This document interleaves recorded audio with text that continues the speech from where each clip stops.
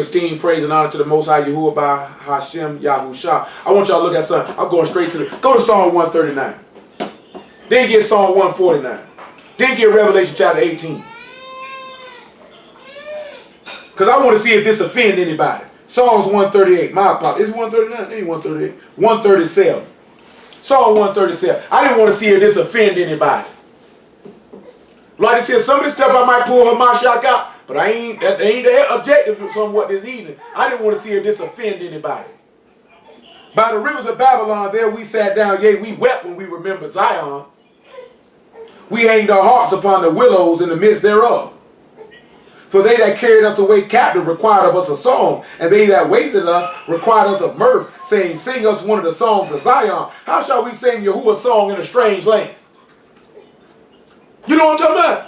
But this man sat back and say, well, we wept when we remember Zion. I want you to hold it and look at Matthew chapter 5 real fast. They said we cried when we remember Zion. Some of y'all don't cry because you don't remember Zion. You forget the master every chance you get with your wicked self. Matthew 5 and 3. He say, Baruch are the poor in Ruach, for theirs is the kingdom of Shamaim. And Baruch are they that mourn, for they shall be comforted. Now you think about that, right? He said they wept when they remember Zion. They were looking for some comfort, right? Now we know we can look at that and we can deal with the Ruach HaKodesh, but we ain't talking about the Ruach HaKodesh right now. We ain't talking about the Ruach right now. They were looking for some comfort because they were mourning. Excuse me. Come back to Psalm 137.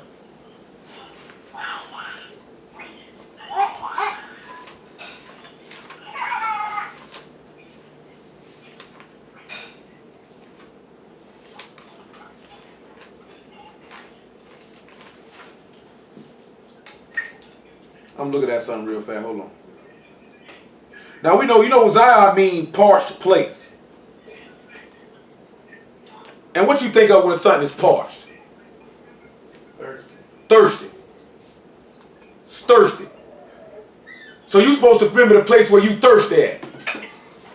Ain't that something? What the master say? I thirst, right? So again, you sit back. They say they wept when they remember Zion because they were looking for comfort. Because he said, come and drink of the waters of life freely. Right? Ain't that what he told you? See, our problem is we stay thirsty.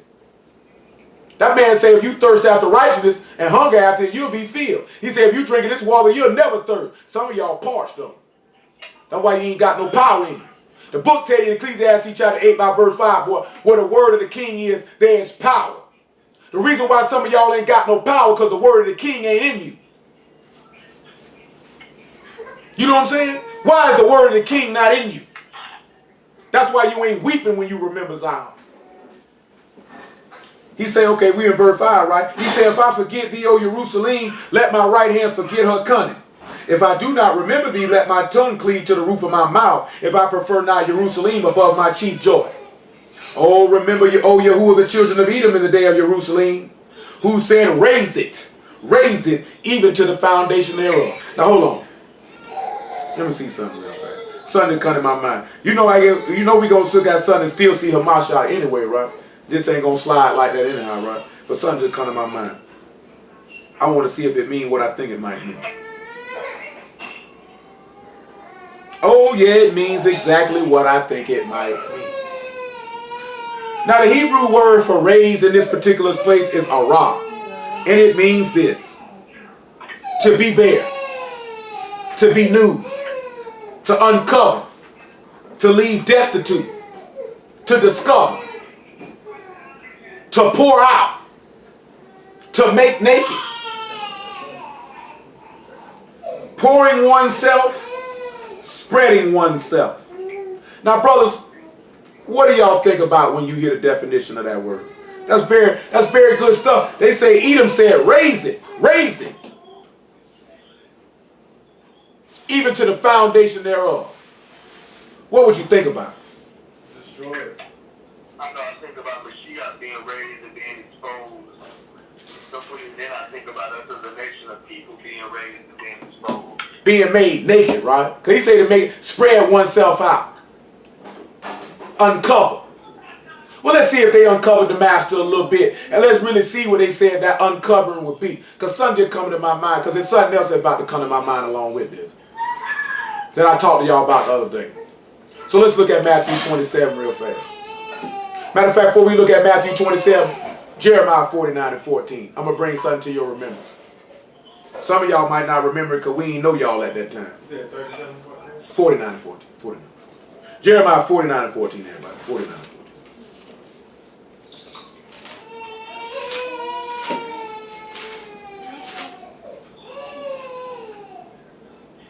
Make it about 12. 49 and 12. Hear me, Yahuwah, Jeremiah 49 and 12. For thus saith Yahuwah, behold, they whose judgment was not to drink of the cup have assuredly drunken. And art thou he that shall altogether go unpunished? Thou shalt not go unpunished, but thou shalt surely drink of it. For I have sworn by myself, saith Yahuwah, that Basra shall become a desolation, a reproach, a waste. I'm sorry, it's verse 10 that I wanted, because I'm like, that's not what I'm looking for. Look at verse 10. That's what I wanted.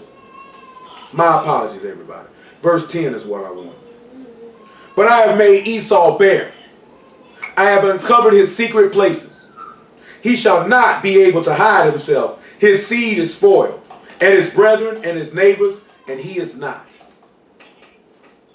Now, I want y'all to sit back and think about something. He said Esau was to be made naked in secret, right?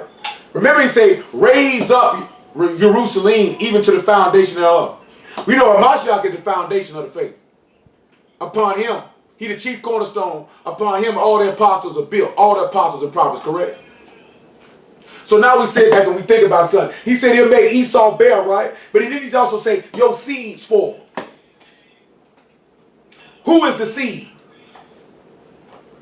I just want y'all to follow me, because some stuff I'm going to be talking about history and not no word. Because we can't necessarily, I can go on the word and show you where we got spoiled. You know what I'm talking about? But I want y'all to actually get somewhere you can understand and know. So, obviously we know the seed is a Mashiach, right? Because it's not seeds as many, but seeds as one, and that's Mashiach, right? But hold this and go to Jeremiah 2 and 14. And we swing right back to 49 while we holding Psalms 137. Hello? Because there's a couple things I don't know if I'm going to get it in, because I don't want to go too long, because I went long on time. I'm going to tell y'all something, man. Y'all remember we were talking about that book of Judges? You know what I'm talking about? And he said certain men, if they lap like this here, send them back. Them niggas weak. You know what I'm saying? Y'all remember we were reading in Deuteronomy 20? He said if somebody be fearful and faint-hearted, send that nigga to the house. You know what I'm talking about? Because he going to make the rest of them fearful. And all that's going to take you while John say, perfect. He say, there's no fear in love. Perfect love cast out fear. He that fear ain't made perfect in love. Hello? Yes, ma'am. You know what I'm saying? You ain't made perfect in love. You got fear in your heart. See, that's the problem right now. When this thing get real, how many of y'all going to ride? Because some of y'all already know if you're scared. Some of y'all scared to talk about it. I just told y'all Wednesday about, yeah, your brother, your husband, your daughter, your wife, they going to be the one to turn you in. You know what I'm saying? I'm going to tell you this here. I'm going to say this again. Because I said it for all y'all. Some of y'all was on here. So I'm going to say it again while I got all y'all here. I know straight up and down it's only a few people that love me. I know most of you niggas don't even like me. You know what I'm talking about? And if it wasn't for the word, you probably wouldn't even have no dealings with me. You know what I'm saying? And I know it's going to be somebody I know that set me up to get killed. It ain't going to be no outsider. You know what the book say? He said, my familiar friend has turned his heel against me while we eat bread. Ain't that what he said? He said, it wasn't a stranger. He said, then I could have bore it. He said it was my friend, my acquaintance. Because the reason why I say this here, because Ice Cube got this song from back in the day. It before y'all time, really. It's called When Will They Shoot? I'm going to give you a little piece of what he said now. That man say Daryl Gates got the studio surrounded. Y'all know who Daryl Gates is? Daryl Gates was the chief of police in Los Angeles in the early 90s. Matter of fact, he was the chief of police during the riots. You know what I'm talking about? He said Daryl Gates got the studio surrounded because he don't like the niggas that I'm down with. He said this man want to do it because I like Nat, Huey, Malcolm, and Lewis. He said most got done by a black man's bullet. He said give a trigger to a nigga and watch he pull it. Say Negro assassin. He said I'm going to dig a ditch and throw your behind in. He said when they shoot, it won't be a cracker. They'll use somebody much blacker. You know what I'm talking about? Now you sit back and look at it. Who did the Romans use? Who did the chief priests and pride use? Somebody who looked just like the master, didn't. So the book is teaching you that the nigga that's going to do you in is going to be the nigga who was sitting right there with you. You know what I'm talking about? Who came from the outside and betrayed the master? Who came from the outside and betrayed Samson? It was his own wife. Wasn't it Delilah who did it? Sold him out, didn't he? Who sold Cain out? Who sold Abel out? His own brother. You know what I'm talking about? Who sold David out? Saul. His own brother. Man, he done sat down and ate with him. You know what I'm talking about? Saul want to kill his own son because Jonathan riding with him. Y'all don't hear me though. Y'all think it ain't no book. This book say this stuff written for your learning. You know what I'm saying? Like I'm telling you something, right? Everything in the book is good to know. But some of this stuff you supposed to know how to move in life. Some of you niggas is extra lame.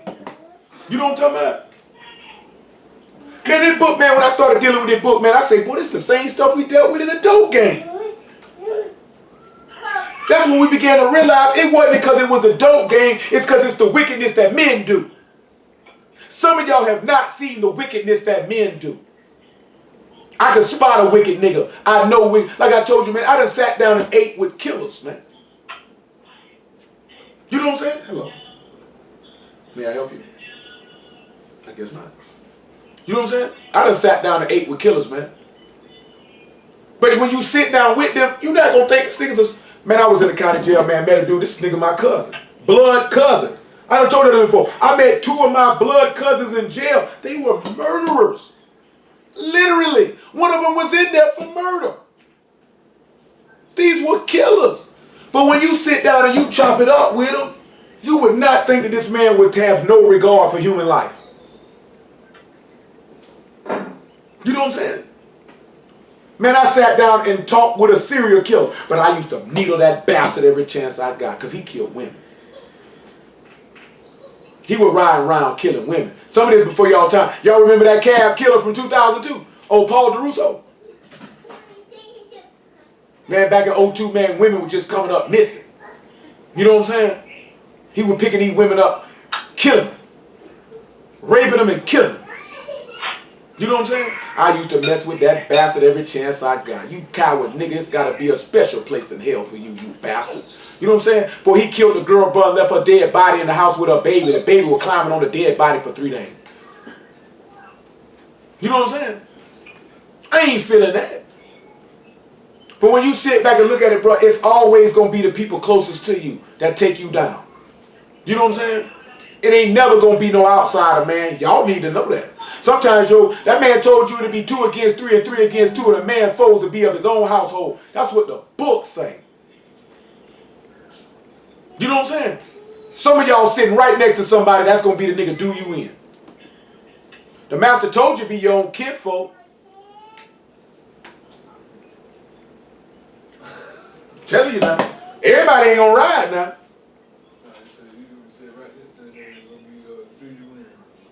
2 and 14, Jeremiah. Telling you, man. I'm gonna tell you something real now. Cause I go through this book, I go look at King David. King David was ready to ride. You know what I'm saying? It's some other kings, boy. They say, let us go to Yahuwah, boy. We gonna ride, boy. Elisha, ready to ride. When Elisha came to one of the kings of Yasharal, he said, man, take this thing and smite it. He do hit it like, he said, nigga, you should have hit it 5, 6 more times till they were consumed, nigga. What's wrong with you? Y'all wonder why I feel like that, nigga. That's how my ancestors feel. Nigga, kill them niggas. Nigga, they tormenting and killing my people. We talking about the Syrians. I'm going to read it to you too so you just don't think that I'm talking. You know what I'm talking about? Y'all gotta sit back and know, boy, you come from a stock of soldiers. But you know why they was warrior soldiers? Because they knew who their Elohim was. They knew who fought for them. You can have some supreme confidence to go to battle when you know who's going before you. Is Yasharal a servant? Is he a homeborn slave? Why is he spoiled? Why these people steal from you? Why they do you the way they do you? Because of your disobedience. You refuse to obey. When this man smites you, you refuse to take correction. I'm going to ask y'all a question. And the women can answer too. I'm going to ask y'all a real live question. You can come back to Jeremiah 49:14 or 49:10. Of those who heard the sermon on Wednesday, whether live, on video, who knows what the main purpose of that message was? I don't care who asked. I might ask people by name who heard it. I already told you though, so don't even count the ass door. Let me see. D, you hear me, D? Troy, you hear me? I know y'all heard it. They ain't gonna say nothing. Well, who on here? I need somebody to help me out. What was the main message and theme of what I was talking about Wednesday? Somebody help me out. Anybody?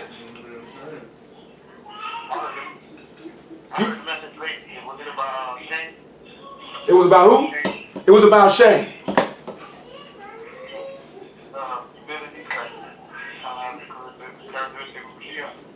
That's what we're supposed to be looking at. You know, because you know what most of y'all would have heard? He talking about being shamed and spitting in people's face, but it was about being humble. That was actually the central message of the whole thing, was humility and knowing how to judge properly. But mainly to be humble. You know what I'm saying? That's really what it was really about. We went to a different precept talking about a lot of different things, and I might have been talking real hard and rough, but at the end of the day, it was really about being able to humble yourself. That if you do something wrong, that you could suffer that shame, and through that shame, you would humble yourself. Because the master suffered shame, and he humbled himself. Liz, go sit down somewhere. You know what I'm saying? That's one of the biggest problems of this people, is you don't want to humble yourself. See, before honor, humility comes before honor, and pride before a fall. That's what the book say. So we got to start thinking along them terms. In order to get the honor and esteem from Yahuwah that you desire, you got to be willing to humble yourself. Come on back to Jeremiah 49. But in order for you to do that, you got to be made naked. You understand what I'm telling you? See, now we can sit back and we go back and look at the law. When Adam and Eve sinned, they were made naked. So you know what that means? You're going to have to confess your iniquities. Your sins have been exposed. I always say, I'm going to make you bare. They said, raise it, expose him. Show him. You know what I'm saying? In that situation we were dealing with for the last few months, one of the things that this person didn't really understand was, they was like, you didn't really make your brain bare open to me. You know what I'm saying? But I'm a multifaceted individual. You know what I'm saying? Like, okay, I'm a businessman. I preach the word. You know what I'm saying? I like to crack jokes and be a comedian, but I'm also a revolutionary at the same time. Like, it's a lot of different things to me. And you sit back and look at, if you open all this stuff up to a person, this could scare them. Because most people are not used to dealing with somebody that's dealing with a lot of different things. My mind on a lot of stuff. I'm an intellectual. If I get you to go sit down one more time. You know what I'm saying? I'm into politics. I'm into all type of stuff. And then my view of the world is not the same as other people because of what I done seen and what I done experienced. You know what I'm saying? A lot of y'all ain't seen or experienced what I done experienced. So your worldview is different. A lot of y'all might be more optimistic, glass half full type stuff. You know what I'm saying? I'm a little bit more cynical than y'all are. Because I done seen things y'all ain't seen. You know what I'm saying? Like, I've seen real live wickedness. You know what I'm saying? See, y'all looking at wickedness here, so somebody like to fornicate, lie, that type of stuff, like real evil. You know what I'm saying? Real live evil. Like, that nigga there is evil. You know what I'm saying? Like, straight up. I done seen people do things for things. But you be like, man. You know what I'm saying? And you surrounded by this every day. And it's hard to be positive when you surrounded by so much wickedness every day. It pulls at you, it eats at you. You know what I'm saying? And you like this here. I'll never forget it. Never forget this neither. Me and my homegirl, man, we were sitting down one day, man. She looked me in my face. She said, you done changed. I said, I know. I said, I'm a little bit more money orientated. Because she knew I was about making money. That I wanted to own my own business. I think I was like 19. Maybe I was 20 at the time when we had the conversation. You know what I'm saying? But she knew how I really wanted to make my money. It wasn't selling drugs. You know what I'm saying? And when I said I was a little bit more money orientated, she said, I know. It wasn't that she said, I know. It was her tone and it was the look in her face. And I could look and she could tell, she said, you are being corrupted. This is not the person that I know. You're turning into somebody that I don't know. You know what I'm saying? That resonated with me and it stuck with me. Because I'm like, I've been friends with this nigga 3+ years. You know what I'm saying? Like day in and day out, this nigga knows me. You know what I'm saying? And she looking at you being corrupted. And a nigga don't sit back and realize. That's why when I was sitting back and telling you, I was telling you this the other day. So when I come and learn the word and it say evil communications corrupt good manners, I see what a word can say that. I see how it can happen. You know what I'm saying? Because this man told you, if you make a league with these people, somebody need to mute their phone because they baby holler. You know what I'm saying? You sit back and you look at it, right? If I would have stayed in the streets, I would have got corrupt. You know what I'm saying? I would have became something different of myself. The word tell you in Deuteronomy the 7th chapter, don't make no league with the people of the land. You know what I'm talking about? Because they're going to turn your heart from following me. I don't care how strong a nigga think they are. I don't care how powerful you think you are. I don't care how much word or discipline you think you got. Boy, if you round something that's contrary to this word, it's going to corrupt you. If you're surrounded by drug dealers, fornicators, adulterers, liars, murderers, thieves, and robbers every day, eventually one of those vices is going to latch onto you. You know what I'm saying? It's going to happen. Boy, it's been times when I was out there, boy, I don't rob, boy. When we was sitting back, nigga said something, boy, and a nigga pocket was hurt. Nigga like, boy, we can go get that nigga. And then I had to sit back and catch myself like, boy, do you really hear what you saying out your mouth, boy? Boy, you ready to go up a tool on a nigga, boy. You know what I'm saying? Just that fast. Just that fast. Just sitting there looking at, that's how it can happen to you. You know what I'm saying? That's how it can happen to you. We had to keep, that's why we spoil. That's why we spoil. That's why these people can take from us. Because we done became them. You know what I'm saying? These people done turned our hearts from following our power. Now we exposed and we naked. All our sins are exposed. That's why these people mock you. That's why every idea that you come up with, they take it from you. You came up with a traffic light, they took it from you. You created a cell phone, they took it from you. You came with open heart surgery, they took it from you. You know what I'm saying? I think we made ACs and all. Yeah. Man, I could go all day with the thing that a black man created that you don't get no credit for, that they took from you. They even took your book from you. You know what I'm saying? They try to take your God from you and make him white. Y'all don't hear me though. I ain't even talking about how this relates to Amasha. I'm talking about how this relates to you. He said, why are you spoiled? He said his seed is spoiled. Now I can go in the book and show you how his seed gonna be spoiled in a minute. But I need y'all to sit back and look at it. This man's seed is spoiled in a strange land. And they want you to sing a song. And what they want you to do all the time, get on the stage, monkey, and rap. Get on the stage, monkey, and sing. And you cheer and clap for these wicked niggas. You know what I'm saying? What do we sit around and do? We argue about how much money these niggas got. Niggas sit back and argue about who's sleeping with who. You know what I'm saying? You wonder why you spoil. Guess what? You make the music, who get all the money? You run the football, you dunk the basketball, who get all the money? I just seen they on courtside ticket for Grand 7 going for 99 bands. $100,000 for watch a game. Yeah, you know, game 1 was 50. But you know, ain't no black people paying for that. For a seat. Spike was just on the front row. But I ain't talking about, know what I'm saying? But these entertainers and celebrities, courtside seats ain't for you anyway. Not playoff time. Regular season, you might can slide with one. But guess what we do? We feel like we done made it when we paid for a courtside seat. And I'm out here skinning and grinning. I'm rubbing elbows with the star. You just a homeborn slave. Jucking and jiving for your master. Old penis in your booty for your master.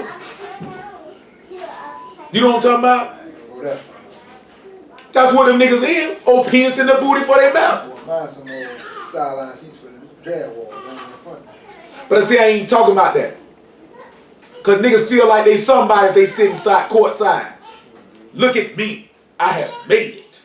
I paid $5,000 for a ticket so I can sit around here at Masters Arena so everybody could see me. Nigga, screw Master and his arena. I watch it on TV, I won't see it at all. I used to want to be like, yeah, boy, I wouldn't mind for the experience. Man, I'm not giving that cracker that type of money. That's why I buy a lot of stuff off eBay, bro. So whoever selling it, you paid that cracker. I'm just paying you. I ain't finna pay him for it. You know what I'm saying? Man, you can get off eBay because it's cheap. Nah, some stuff ain't cheap. Name one. Them basketball jerseys ain't cheap. Jerseys he showed me. They not cheaper. Them jumpers was not cheap, bro. I can't believe he paying that much for the. Yeah, I seen him with a LeBron jersey. Nigga told me he paid about $50 for authentic look. But it wasn't when it was used though, it wasn't brand new. That's why he can't buy new stuff. Cause it's the one I want right You know now. what I'm saying? Like, That nigga, it's 300. It's 300. You know what I'm saying? You don't copy it? No, What you doing? ain't gonna copy for a while. I ain't got 300 for that. Watch it. Huh? Watch You can watch all you want. I tell you this here before we keep going. But my homeboy came, dropped me off some signs. He was in the ES, right? I say, my nigga, what you paid for that? That nigga say 8 racks. I say 8 racks. He said, I ain't tell you I got a dealer's license. I say, no. I'ma holler at you, boy. That nigga got it. Man, I've been swindled. I've been hacked, that boy that fool. You know what I'm saying? But come on, let me read the Jeremiah 49. But I just say this here though, because we got a connection. You know what I'm saying? Because we got a connection. And it's a brother. You know what I'm saying? Who knows? He might jump down and get with the word. I doubt it though. Well, that nigga making money. Oh, he getting too much money. You know that. Yeah, oh, he's a hustler. Yeah. All the way around the bowl. But I'm going to tell y'all something before I proceed. But it's that Ecclesiastes 2:26 though. Because I sat there and I called this man in this very room I'm sitting in about 2-3 months ago. About a property. Trying to see if I could get it under contract. Bro said it's already under contract. I said, yeah, man, I'm new to the game. He just was talking to me. Asking me this, that, there, and the third. You know what I'm saying? Shoot. Nigga hit me up like a month ago. Like, hey, bro, I got these off-market properties, bro. See if you can bump them off. You know what I'm saying? Then he did hit me up like this here. Hey, I want you to get down with me and do this here and do this here, man. See if we get some money. I don't know this dude, man. You know what I'm saying? Getting her, nigga. Got deal like it. I mean, but bro has and every. But the thing is, though, bro think because when I was young, bro, everything he doing, that's what I wanted to do. See, I'm gonna tell you, when I was about to buy something, I wanted to have my real estate license. I wanted to be real estate investing. I wanted my mortgage broker license. I wanted to be a certified property appraiser. I wanted my dealer license and all, because I wanted to get racks. You know what I'm saying? Sell houses. I wanted to be the dude when you came, I could appraise your property, get you a mortgage, and sell your house. And I got a couple of them over here flipping. Screw renting them out. I'm flipping mine. You know what I'm saying? I'm a dope boy. Flip him. You know what I'm saying? Then you talk about selling cars. Do you know how cheap you get them cars for them dealer license, man? For them dealer You license? said 8 racks for a reason? Yeah, he had a Lex. Oh, yeah. ES350. Probably about a 2013, 2014. Yeah, he could flip that and sell that thing for at least 20. At least. Oh, yeah. Oh, yeah. You know? Oh, yeah. The main thing with a dealer's license is the money you just got to pay to get it. Yeah. Because it costs some racks. It's like you banned to actually get your license if I'm correct. I heard it's more than that. Yeah, last I was told it was like 5. Yeah, I thought it was 5 too. Okay, when I mentioned in Georgia. Kinda. Oh, yeah, you talking about Georgia. In Florida, well, that thing like 5 racks. Maybe more. The only thing that costs more than a dealer's license is a liquor license. That's like 100 pounds. You can make that back on one flip, honestly. I know I've met people that say they done bought liquor licenses and flipped them. Bought a liquor license and sold it to somebody else for a $50,000, $100,000 profit. I didn't even know you could do that. You know what I'm saying? Dude was like, yeah, I sold my liquor license for $200,000. I paid $100 for it. I'm like, what? Nigga flipping licenses? But this is why this, and I'm mentioning this here, you think I'm just talking about nothing, but this is why our people spoil, because you don't even know how to play the game with these people. You know what I'm saying? You know all you want to do? Clock on Mr. Charlie job, and then Mr. Charlie, you know I just found out I'm from the seed of Israel, Mr. Charlie. And you know when I found out that Abraham, Isaac, and Jacob was my God, Mr. Charlie. Yeah, Mr. Charlie. See, I found out, Mr. Charlie, I can't work on this 7th day, Mr. Charlie. So if you could, if you wouldn't mind, if you find it in your heart, Mr. Charlie, could you give me that day off, sir? I surely appreciate it, sir. No, nigga, go back to work, but Mr. Charlie, I go to hell. But I go to work now, sir, but I'm going to go to hell. And guess what your coward punk, but Johnny behind do? Go clock in like a hoe. Oh, wet and soft nigga. You know what I'm talking about? Yeah, I said it. Nigga don't like it, oh well. And I tell man that. That's why I'm telling you, y'all wonder why, you know when you be like, boy, you know you could, that's why I be like that, bro. Like, ain't no rap. Because I've been laid that down from the onset. So now I feel like you really trying me like I'm a real live slave. Like, nah, bro. I ain't got no rap. You know what I'm saying? I'm not your slave. I ain't no homeborn. Get 2 Corinthians 3:17. I ain't no homeborn slave. And what the master told, he said, you shall know the truth and the truth shall set you free. I need freedom. See, that's what happens when the Ruach of Mashiach come by. You get free. You don't be a slave no more. No longer a slave to sin. No longer a slave to the world. No, even the book tell you, the master take back and tell you, Paul told back and told you in Colossians 3:1. This man sat there without 3:1, Colossians 3rd chapter. He say, man, everything you do, he say, don't do it unto men, do it unto the master. So even if you work on these people's jobs, don't do it for them. Do it for the master. But y'all want to do it for Mr. Charlie. We know you love Mr. Charlie. 3:17. He say, now the master is that Ruach. And where the Ruach of the master is, there is freedom. Now when you sit back and look at it, you want to have that mental freedom. You put that on cold work. I mean, it's on law sheet. You say, you thinking that it's physical, right? Them shackles on your brain, though. You know what I'm saying? See, that's what they did to us as a people. They took the shackles off your hands and they put them on your brain. You know what I'm saying?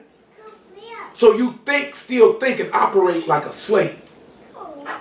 You don't even, if they open the door and told you you can leave right now, you say, but where would we go, son? I think I'd just stay right here, son. You know what I'm saying? And I don't care where you move at and where you go. If you a hoe nigga, you going to be a hoe nigga. It ain't never going to change. If you a slave nigga, you a slave nigga. It don't matter where you go. And I'm going to tell you something, right? Let me how I word this. Coward hoes like coward niggas. You know what I'm saying? Buster niggas like buster women. You know what I'm saying? If you soft and you weak, you're going to pick a soft, weak man. That's what you're going to be attracted to. Strong people are attracted to other strong people. You know what I'm saying? So a woman who's a soldier, see, we were talking about this here. I'm going to show you this in the law. Because we were talking about it earlier, right? You know it ain't a sin if a woman seen her husband getting in a fight and she jumped in. And you ever notice when you look at most races of people and they man get in a fight, black women be the first one to want to jump in too, though. Ready to bump. It's interesting that you say that. Man, I had saw this thing the other day, and it said like with the Ethiopian women, the French were so scared because if they killed their husband, then not only would these women catch them, but then they would torture them afterwards. Yeah, they gonna ride. You know what I'm saying? See, everybody want old Mickey and Mallory. Y'all know who that is? Nah. Y'all don't know who Mickey and Mallory is? That's before y'all time, though. It's a movie, though. Natural born killers. You know what I'm saying? But Mallory was his old lady. She was a rider, though. If she banged, she banged. You know what I'm saying? Bonnie and Clyde. Screw Bonnie and Clyde. Your wife. Yeah, they were white. Well, yeah, If you look at the requirements and everything, I know. You know what I'm saying? But I'm saying that to say for a reason, cause a woman who's a soldier, she gonna be attracted to a soldier. She gonna be able to spot that, and she gonna gravitate towards that. You know what I'm saying? If a woman is a soldier and you not a soldier, she not gonna gravitate towards you. You know what I'm saying? Cause she know you not no soldier. She know you ain't built like that, cause she built like that. You know what I'm saying? Some people want weak people, like I said. Some people think, oh, he's strong, but that nigga really a hodo. You know what I'm saying? I know I'm using strong language. You know what I'm talking about? But I want my point to go across though. Cause I'm just talking how they talk on the street. And they just say, you soft. S-O-F capital T. You know what I'm saying? Or like my man say, he said, let me spell it out. S-A-W-F-T. Son, the white boy be clowning. I like the white boy though.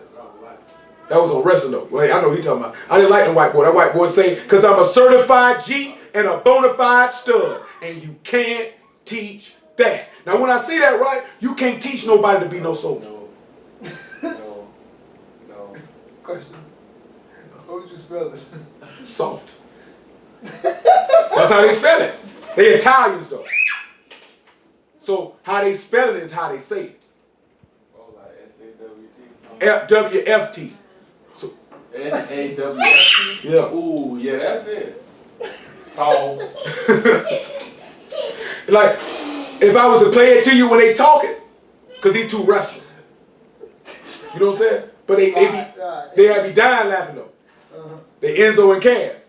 Cause Enzo come out, he say, my name is Enzo Amore. Right. And I'm a bona fide G and a certified stud. And you can't teach that.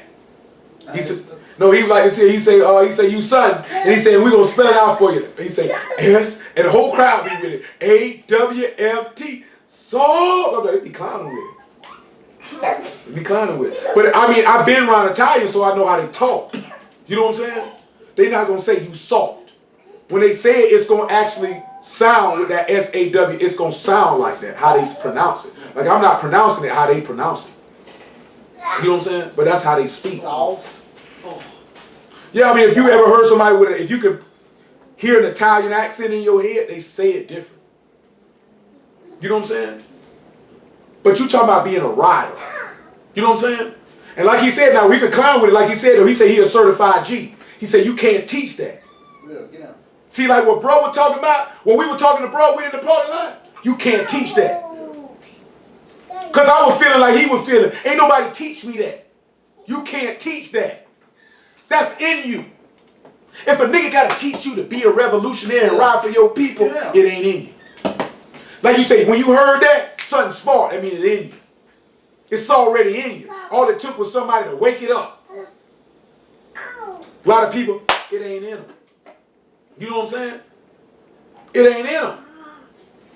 But when you heard some of the stuff I was talking about not being a slave and something inside of you ain't stir up in you, that's because it ain't in you. You know what I'm saying? Hey, ain't nothing wrong with that. That don't mean, you know what I'm saying, that they're in the third, but we know not to be, gun when it's time to ride, though. Because you ain't going to bust a grape. You ain't going to kill nothing, let nothing be killed. You know what I'm saying? We know this put you in the rear. Because you ain't finna do nothing. You know what I'm talking about? It's going to be just like what David said. Keep them back there with the stuff. I don't want that nigga around with that nigga. Keep that nigga back with the stuff. Keep him with the women and children. He ain't going to do nothing. You know what I'm saying? Come on, man. Let me finish that 49. Well, we sit back and we say his brethren and his neighbors. Look at John chapter 16, because I got the roll. I'm going to tell you, man, I didn't want y'all to know. Because like I said, some of this stuff I done dropped on y'all before. But when you hear me say certain things, you're going to know. When you hear me go off about a nigga working on the Sabbath, you're going to know how I really feel. That nigga a coward to me. Because he a slave. I don't respect slave niggas. I don't respect flunky niggas. I don't respect jigaboo niggas. Fetch and grab penis in the booty for they master type niggas. I don't respect niggas like that. Straight up. Nigga, I don't care what you doing. You's a whole nigga to me. And I tell every nigga that to their face, that's how I feel. You know what I'm saying? Nigga, if you too scared to walk off your job because they trying you about your Elohim, you are a coward. Nigga, you fear a white man more than your God. How could I ever respect you? Nigga, you a Samuel L. Jackson and Django nigga to me. Straight up. Alright, man. What got you doing on that day? I'm just saying. Lord. I'm just saying that's how I feel. John 16. Oh, ankle grabbing nigga for your master type nigga. When you should be standing tall for your master type brute. Huh? You nigga grabbing ankle for your master, fetch and catch nigga. You supposed to stand for Hamashiach. That's your master, ain't it? The man said you can't serve two masters. You gonna hold the one and hate the other. So you niggas hold the white man and hate Yahusha, you buster. You think I ain't gonna call you a coward slave nigga to your face? But see, I try to keep it professional and just keep it with the word and don't say it. That's how I feel. See, I'm gonna tell y'all something, because niggas think, oh, you ain't keeping it real. Just because you feel the way don't mean you gotta express it. You know what I'm saying? Because how I'm talking right now, that'll make a nigga want to fight. You know what I'm talking about? So me knowing the word, having wisdom and skill, I can't fight this nigga. You know what I'm talking about? Because if he fight, I just provoked him to that. You know what I'm talking about? So what the wisdom is? Boy, you know that's a sin, boy. You ain't got no faith in y'all. You can't trust y'all, do you like that? Versus, nigga, you a real whole nigga to me, bro. You coward buster nigga, you. Boy, we can cuss. Oh my word, do you know the words I would use? Huh? Boy, if I can still cuss. That's what stirred me more too.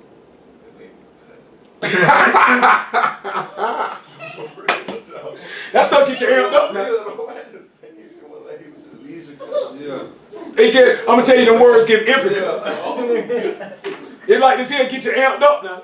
And I was skilled with the cussing too. Look, he thought he was skilled. Boy, I was a cussing dude, boy.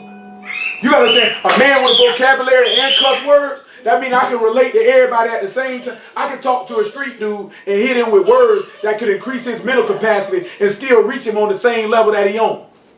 You know what I'm saying? See, y'all ain't realize this right here. You supposed to have the skill to be able to do what Paul said when he make himself all things to all people. I can sit down to somebody who a suit and tie type dude, regular type dude, and talk to him at his capacity to try to hit him with the word. You know what I'm saying? Wouldn't say nigga, wouldn't say some of that hard stuff like that. They'll say all that that'll reach him. I can run across a dude in the street and talk to him just like what he used to hit him and reach him. You know what I'm saying? Have I sinned? Because I'm saying, nigga, well, you ain't got to really talk like that, this, that, then the third. It don't matter. I gotta meet him where he at. I ain't compromising the word to do it. You know what I'm talking about? But it's a street dude. You got to know how to come at him. Because they can see right through that nonsense you kicking. You know what I'm saying? I love my people, bro. I love to go to the hood. You know what I'm saying? I love to just sit around there and be around there with them. They ain't got to be in the street. They ain't got to be street people. I love to be around. I like to be in black neighborhoods where everybody look like me. I like to be around there. I like to sit around there. I like to take in the smells and hear the sounds. You know what I'm saying? Just like when I was talking to that security guard lady, just sit back how she was hearing what I was talking about. That stuff stirred something in her when she heard that. That's why I like to go around there, because they don't hear that type of stuff on a regular basis. I'll never forget this before I read this verse in John 16:1. It was a young lady, man, when I stayed in Sundance. She stayed in Greater Coast. She was a real nice looking young woman. Very, very beautiful young woman. You know what I'm talking about? But she was a lesbian though. But I could tell she didn't really want to deal with that there. But baby was bad though. So I'm sitting there looking at it like, you letting a woman touch her? Like, what's wrong with you? You tripping. You know what I'm saying? But I was talking to her about the word though. And she was red, she was ruddy. And I was telling her like, yeah, you know what I'm saying? David's skin was ruddy, boom, boom, boom. And I could see the pride and the hope well up in her when I'm like, you ain't no nigga. You know what I'm saying? This is who you is. Like you sitting there, you looking at your skin as a curse and something ugly. And as I was describing to her that David's skin looked like yours. And that the master is from his seed. And that his skin looked like yours. You know what I'm talking about? You can see the pride in herself. Not pride that I'm a brute, but pride of loving who she is and being black.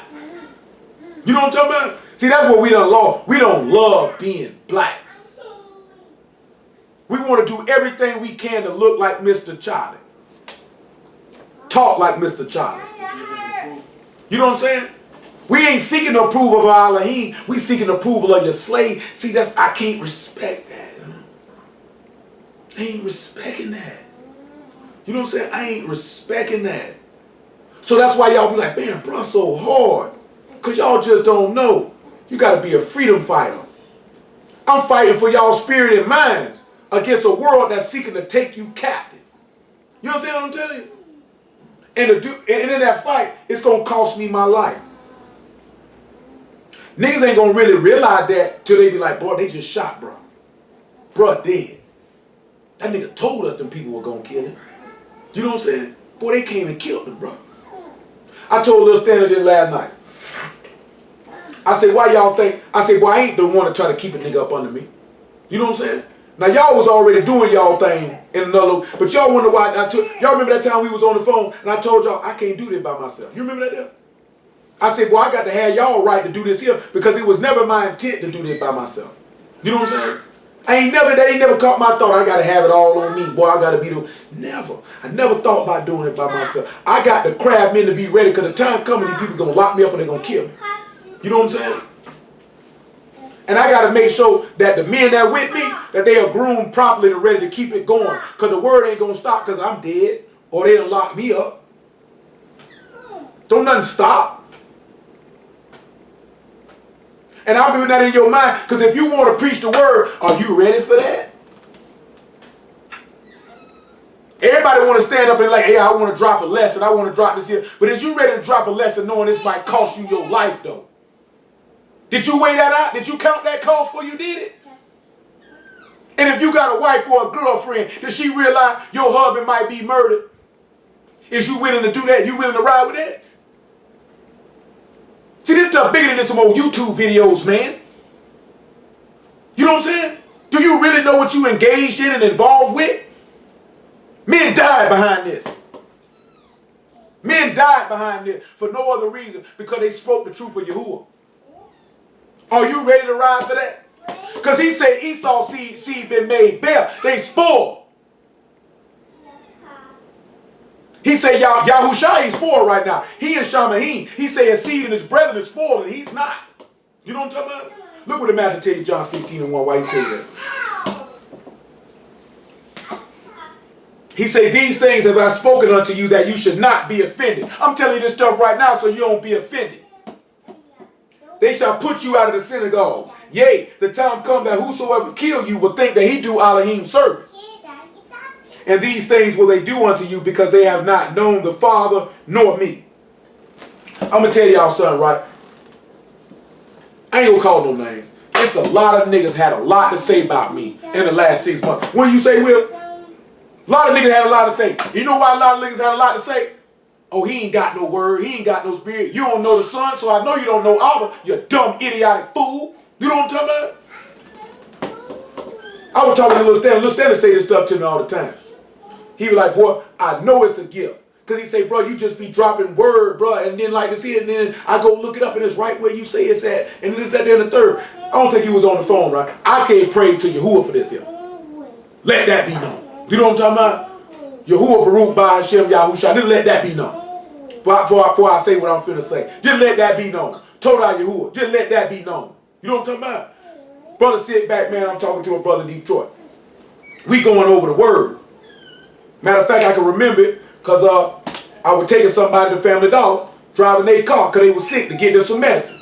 And they hear me bending corners, like turn right here, turn right there, turn right here. That nigga say, bro, you preaching the word to us while you driving? You know what I'm talking about? He was like, man, I ain't never seen nothing like that before in my life. He was like, how is that possible that this stuff is you preaching the word while you in traffic? Not like you sitting to the house, you got a book open. Like you telling a nigga, turn right here, turn right there, turn right there. Oh yeah, read John such, such, such, such, such. To him, that was the most amazing thing he had ever seen in his life. You know what I'm talking about? But all that is that's Yahuwah. Yahuwah can do that with any man at any given time as he pleases. You know what I'm saying? Because the word got to be preached. The word is not singular to a single individual. And it's got to be kept going. But look what he told you now. He told you these things. These people going to keep. Look at Daniel chapter 11 about verse 30. He said these people going to kill you, man. We still holding Psalm 137 because we got to sit back about being made naked. Get Hebrews 4 and 12 go along with that. Daniel 11:30. It's a whole lot of stuff. I got to save it for tomorrow. Well, it depends on what we're going to hit. Then we got to try to hit something for somebody's sake by something they asked about.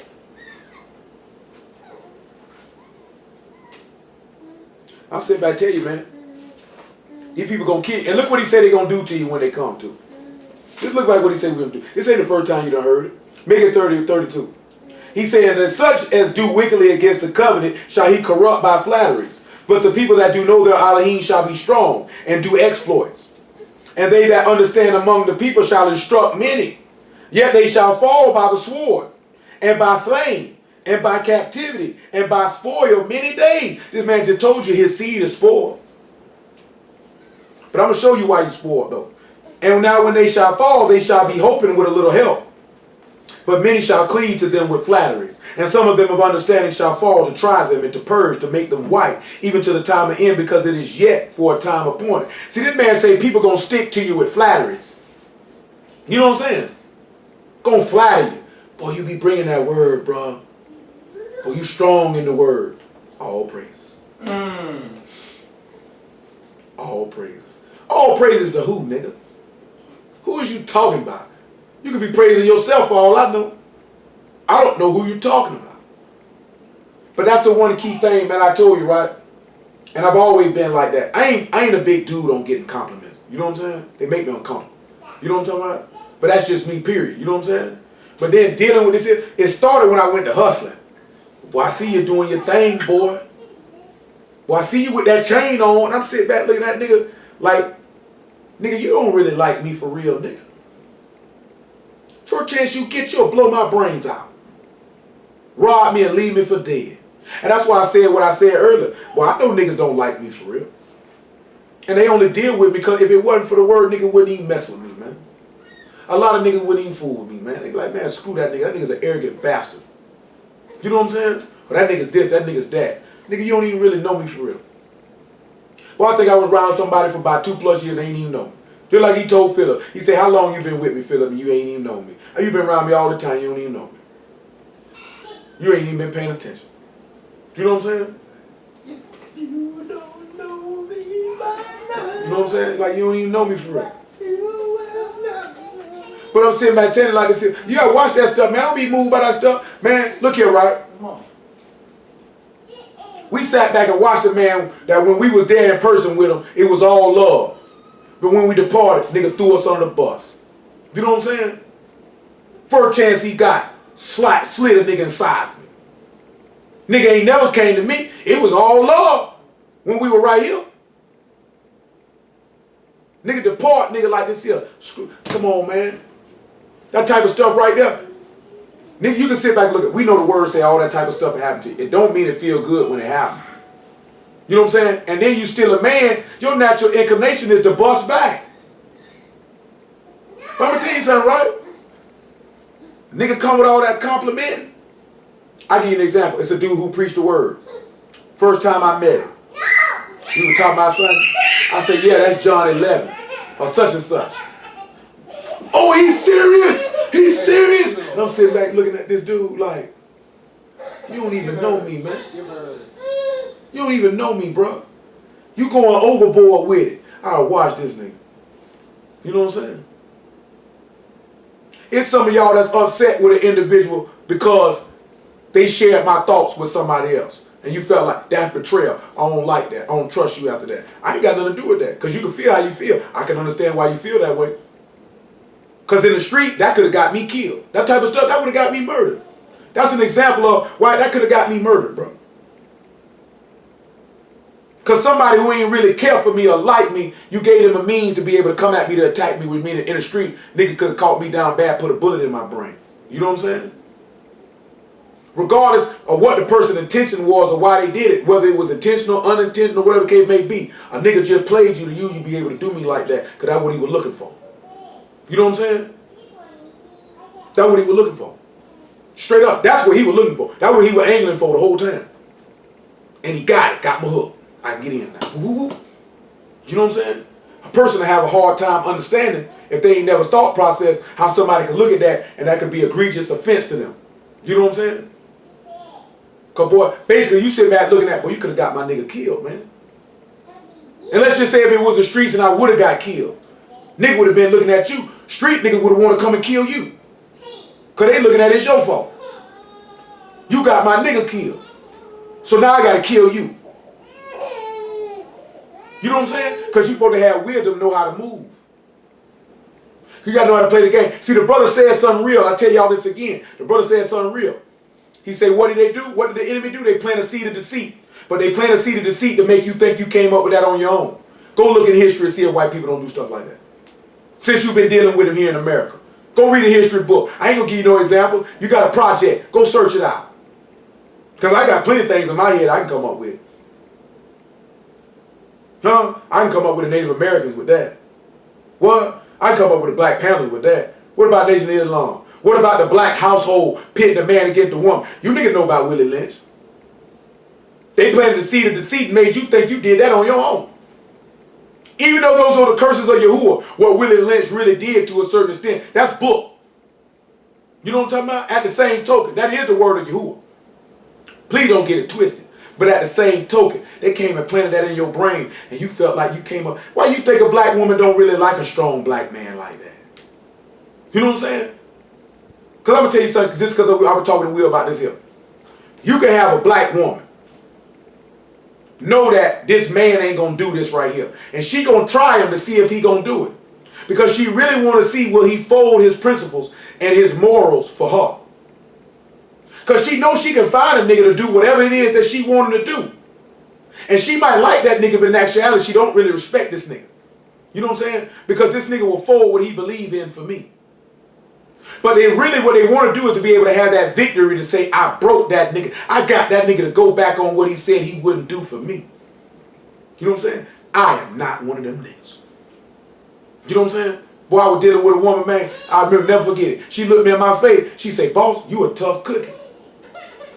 Because she was trying to get me to go against what I stood for her.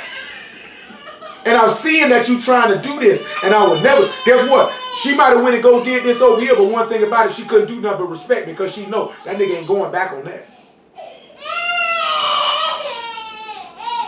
Get up and go get it. Get up. You know what I'm saying? Get up. How many of y'all sit back and you'll fold for what your woman wants you to do, even though you know it's wrong or it's not something you're supposed to do? How many of y'all would do that? It's a lot of y'all in your lifetime that went back on doing stuff you know you shouldn't do for a piece of vagina. Hey, get up and go get it. Go get it from me. You know what I'm saying? That's real. Get up and go get it from me. I'm going to tell you something, man. I done said it before, I'm going to say it again.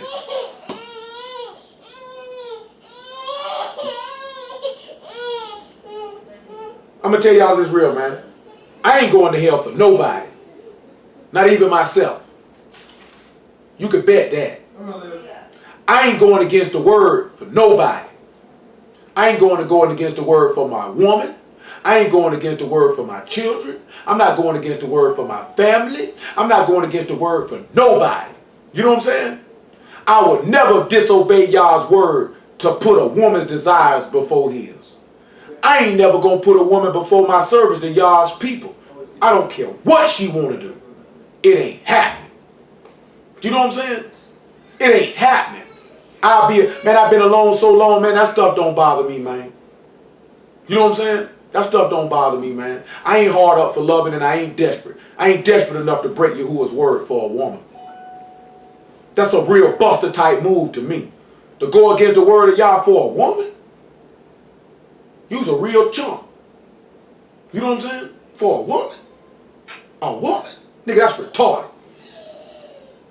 Because most of y'all feel like a man can't get you to do nothing that you wouldn't do. You know what I'm saying? That's why I ain't mentioning no man. Because most of y'all feel like a man can't influence you to do nothing you don't want to do. That's why I ain't mentioning no man. But boy, most of you niggas get weak for that vagina, boy, and you'll go ahead and do some stuff you ain't got no business doing for that right there. That's why a man can't necessarily get you to do something you wouldn't do, because he got a booty hole. You don't want that. I'm talking about that, be real, right? How many of y'all would go against y'all's word for your husband? How many of y'all gonna go against y'all's word for your children? How many of y'all go against y'all's word for your friends? That's being a slave. That ain't freedom. Free people stand firm. Nobody can bunch them. What I did mention for this here, man. Just go to Hebrew 4 and 12. Just go straight to it. I gotta get on. It's 10:30, man. I ain't nowhere close to touching none of the stuff I want to touch. Hey, the code is 493138. Who asked for it? Just being real with y'all, man. I'm talking about like that real though, bro. Like real talk, man. I ain't going against the word for nobody. Nobody. Nobody. It ain't happening. You know what I'm saying? Because I had somebody come tell me that it was something that they wanted me to do, but they didn't try me with it because they knew I wouldn't do it. And to be dead honest, just at the thought that you would want to try me with it is that's some sign of wickedness. I mean, I can't even try to make that sound nice or nothing. You know what I'm saying? That's real wicked. That you would even try to get the righteous to go outside the way. Told our y'all that they had enough sense not to try me with it. You know what I'm saying? But the fact that the thought even came to your head. How many of y'all done sat back, thought about trying somebody with a sin? How many of y'all actually went and tried them? That's not cool, man. You know what I'm saying? Y'all supposed to really stand firm. That man say if you put father, mother, sister, brother, child before me, you ain't worthy of me. Now you think about that. Think about that. Man tell you ain't worthy of me. But you finna dip? Who, your cousin out there? But you finna dip? I'm saying you putting your shoes on. Yeah. What you doing that for? Oh, I ain't know that. I thought you said no. Nah, I said yeah. 4 and 12. Man, I can't see that far. Man, it sounded like he said no. He said, for the word of Elohim is quick and powerful and sharper than any two-edged sword, piercing it even to the dividing asunder, to the soul and ruach, and the joints and marrow, and is a discerner of the thoughts and intents of the heart. Neither is there any creature that is not manifest in his sight. All things are naked and open unto the eyes of him whom we have to do. Now I want you to come over here to Proverbs 28 and 13. We still hold Psalm 137 and Proverbs 28 and 13. I think I said Psalms. Proverbs 28 and 13. I want you to go to Matthew chapter 3, about verse 5, and 1 John 1 and 7. Because see, when he talking about making it bare, that's confessing and exposing everything. And he say Esau is made bare. Well, we know the master was made bare because he became sin for us and it was exposed. So we have to turn around and make ourselves bare. Because he say you naked, things are naked unto the eyes of him whom we have to do. Naked, seen. Proverbs 28 and 13.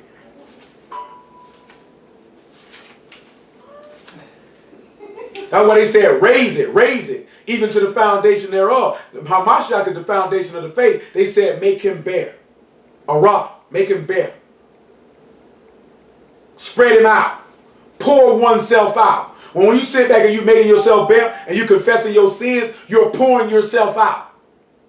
Same way the master poured himself out even unto death. Not just with the blood and water, but he poured himself out. He made himself bare. That's another reason why you confess. And that's another sign of humility. But y'all don't even know.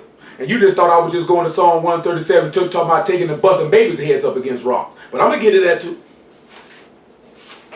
I know y'all saying, like, he talking about busting baby's head against rocks. Yeah, I'm talking about busting baby's heads against rocks. Does that offend you? Proverbs 28:13. He that cover his sins shall not prosper, but whoso confess and forsake them shall have mercy. See, that's what we have to sit back and realize. When you try to cover up what you've been doing. See, y'all got to sit back and look at what did Adam and Eve seek to do. They seek to cover up their sins.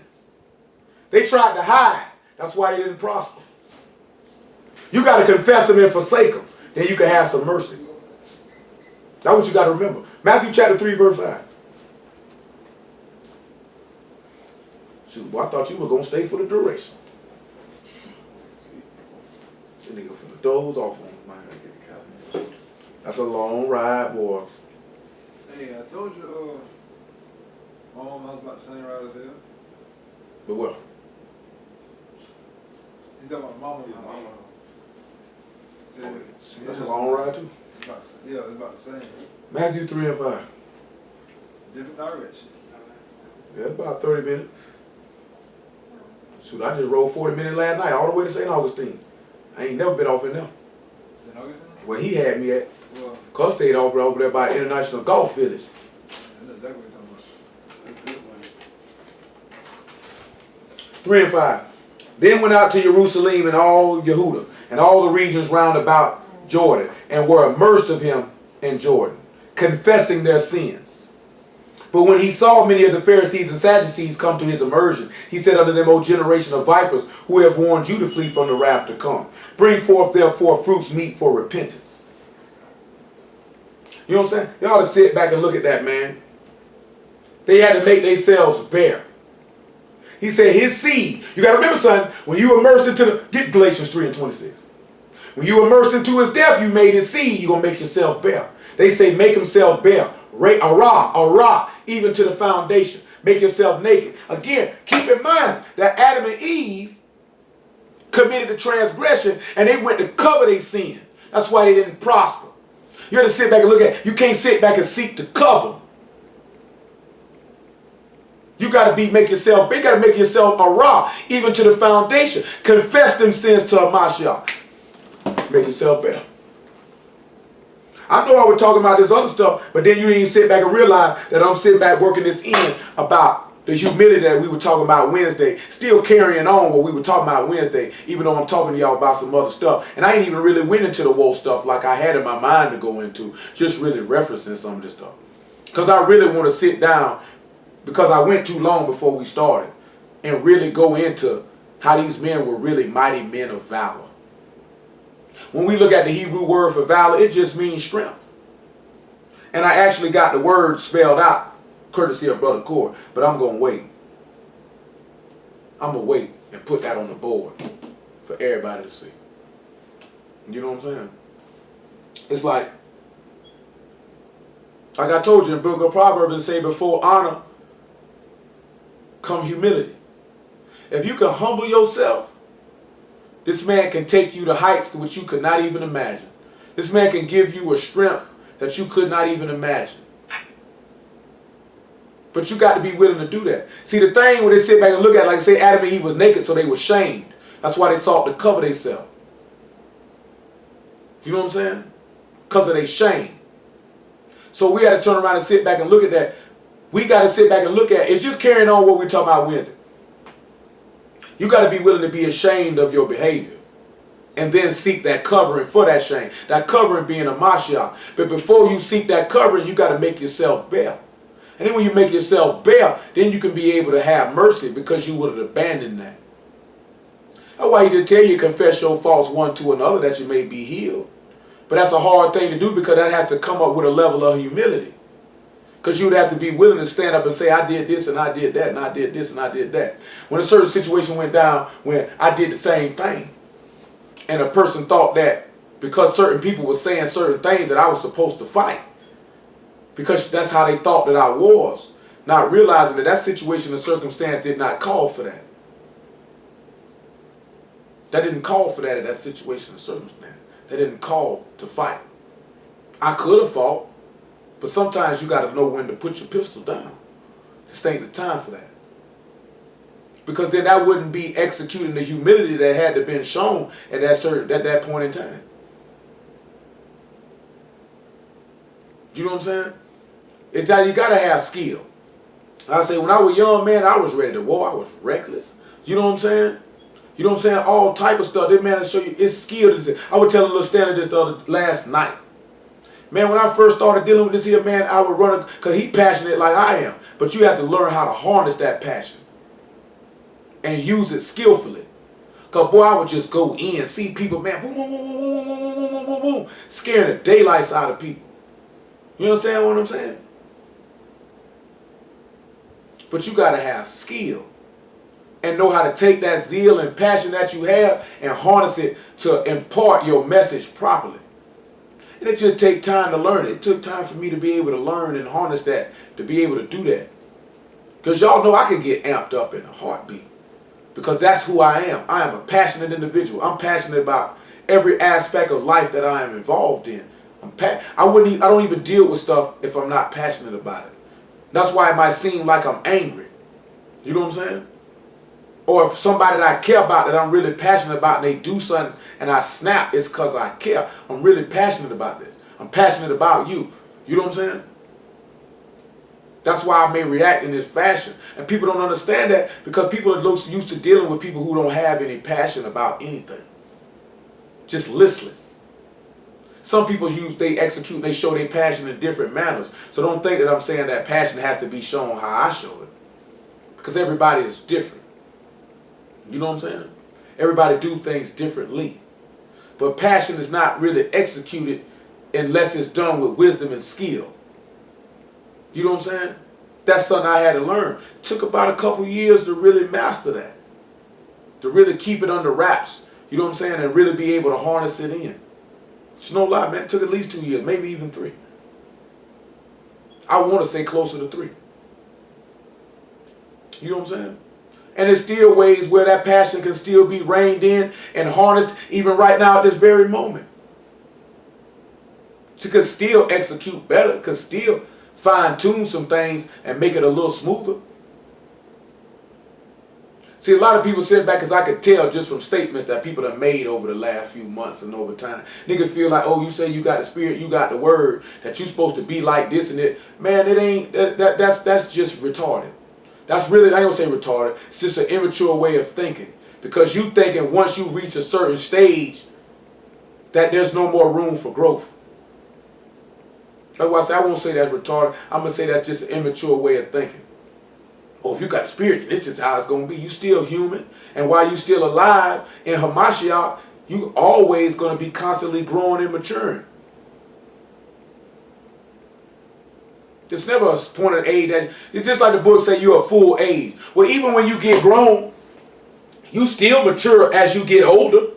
You just don't hit 22 and say, I'm fully mature, I got it now. I was pretty mature for my age at 15, 16, 17 years old. I was pretty mature for my age at 22, 23, 24 years old. And now dealing with the word, at most I will and soon to be 36, I can still mature even more. You don't stop maturing because you hit a certain age or you reached a certain point or you attained a certain goal or received a certain gift. That doesn't mean it just stops and that, oh, no, that's immature thinking. Apologize for that. It's not retarded, it's immature thinking. It was a poor choice of words. It's immature thinking. You have to realize as long as you're alive, you will always constantly be growing and maturing, naturally and spiritually. The minute you feel like you reached the point that I got it and I ain't growing no more is the minute y'all gonna do something to you. It's the minute he gonna do something to you. 1 John 1:7. Then we come back to Psalm 137. You know, total y'all that. I mean, I just sit back like I said, because I wanted to go in on some real live other type stuff. But you see, Yahuwah ain't take us in that direction. And you just don't force a direction to go somewhere just because that's what you want to talk about. Because if he lay a message on your heart, you got to go with what he lay on your heart. He really wants y'all to understand that they have that level of humility. Because like I say, that's all Wednesday was about. It wasn't about spitting in nobody's face. was about showing you that you need to be ashamed for sin and error and be able to take that shame and through that shame have a humbleness and a contriteness of heart to repent. Now you sit back and looking at the night when that sin has been made bare and that shame has been exposed, that you don't try to cover it. That you don't try to cover it. But that you confess it and let that be seen. And that if you can do that, then Yahuwah can lift you up. He said, he that humbleth himself shall be exalted. That's what you got to remember. It's power and humility. I know it's hard to do certain things, but it's power. But we ain't talking about no fake humility. It's power and humility. Yahuwah won't despise that. He never will despise it. King Ahab showed it. If y'all know who King Ahab is, that was Jezebel's husband, a king of Yasharal. You know, that's the man that let that dude get killed because he wanted his vineyard. You know what I mean? And when y'all told him what he was going to do to him, he humbled him. He said, I ain't going to do it in your time. Y'all had mercy on him because he humbled himself. I'm still going to kill you, and I'm going to kill you, everybody that piss against the wall. But I ain't going to do it while you alive.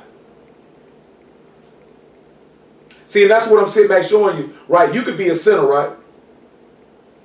And you could do some good. And y'all going to bless you for it. You still going to hell, though. That's an example of that. King Ahab is an example of that. He did something good by humbling himself. I'm still going to kill you, though. That my judgment, it don't get reversed. You know what I'm saying? It don't get reversed. I pronounce that sentence. You died. And I'm going to blot out your whole bloodline. But because you humbled yourself before me and it was sincere humility, I won't do it in your time.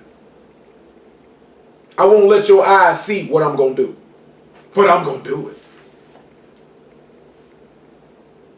You have to sit back and realize that. Just sit back and realize that. You know what I mean? You see, it's my business to drop this word on y'all. Like, that's what I do. That's my service. That's my occupation. That's my work. I'm about my business when it comes to this. You know what I'm saying? Now, y'all sit back and look at, it's your job, it's your work to serve Yahuwah. Are you about your business?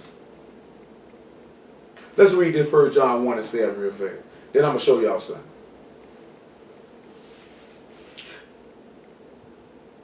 But if we walk in the light as he is in the light, we have fellowship one with another. And the blood of Yahushua HaMashiach, his son, has been cleansed us from all sin. If we say we have no sin, we deceive ourselves, and the truth is not in us. If we confess our sins, he is faithful and just to forgive us our sins and to cleanse us from all unrighteousness. That's why he had to make you bear. That's why he made Yahushua bear. So you can see that you needed to confess your sins because your sins were laid out before the whole world when he laid Hamashiach out on that stake. Because he said to spread oneself out. Arah. One of the meanings was to spread oneself. That man was spread out on that tree. I know I mentioned Galatians 3 and 26. Let's get that, please. It slipped my mind, but he just brought it back to mind. Y'all got to be realizing that if he spread himself out to make his sins bare, then spread yourself out and make yours bare. Because see, it's a lot of things people do, and it's a lot of things people have done in the last few months. I don't respect it. And I'm sitting back hoping that they might come through and modify it, or rectify that, I should say, so that I could get him the respect that I would want to get him.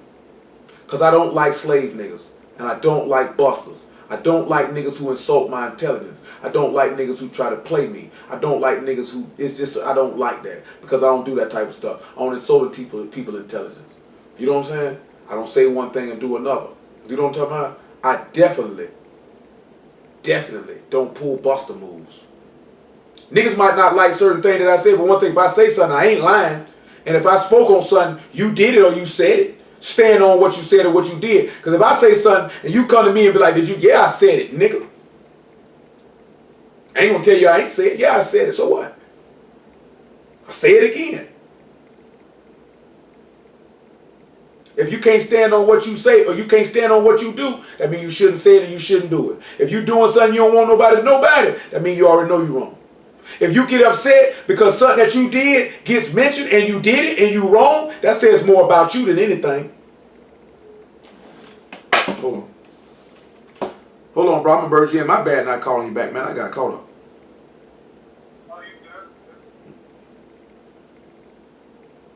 You know what I'm saying? That say more about you than anything. You did something wrong, and somebody said you did something wrong, and you mad because they told it. That say something about you. Because our book say you supposed to tell it. It say light make manifest. So you supposed to tell it. Man, there's so much stuff, man, we can sit back and go over, man, fine point, fine tune. Oh, hold on, y'all. Hey, little muffin, come here. Look out there and see if Will's still out that door.